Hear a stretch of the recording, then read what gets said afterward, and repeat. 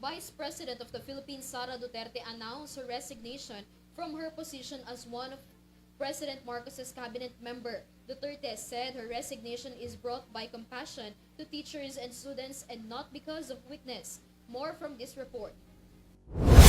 Vice President Sara Duterte has resigned from her position as Secretary of Department of Education and Vice Chairperson of the National Task Force to End Local Communist Armed Conflict or NTF-ELCOC.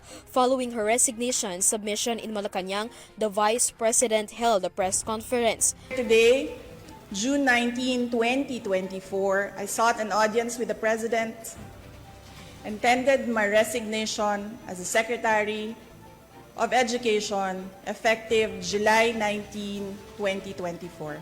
I have given my 30-day notice to ensure the proper and orderly transition for the benefit of the next Secretary. Mga kababayan, ang aking pagbibitiw ay hindi lulan ng kahinaan, kundi dala ng tunay na malasakit para sa ating mga guro at kabataang Pilipino.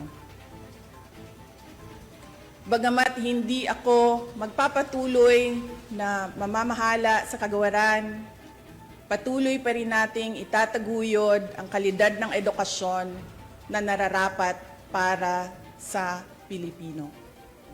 According to BP Duterte, although she is no longer in her position in DepEd, she will still remain a mother-like figure who will stand up for the rights of every teacher and students in the Philippines.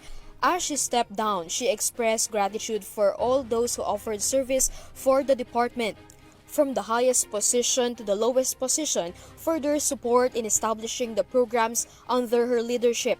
Likewise, Duterte also thanked the partner organizations, national government, local government units, and non-government organizations that have been promoting education projects. Taon nating pagsasama, ang kwentong nabuo natin ay kwento ng kapit-bisig na pagtaguyod sa adhikaing maitatag ang isang bansang makabata at batang makabansa.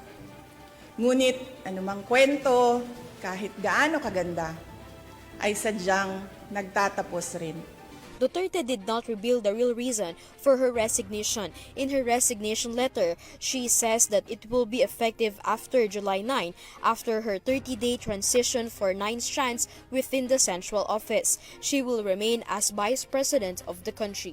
This is Griza Lopez for EuroTV News.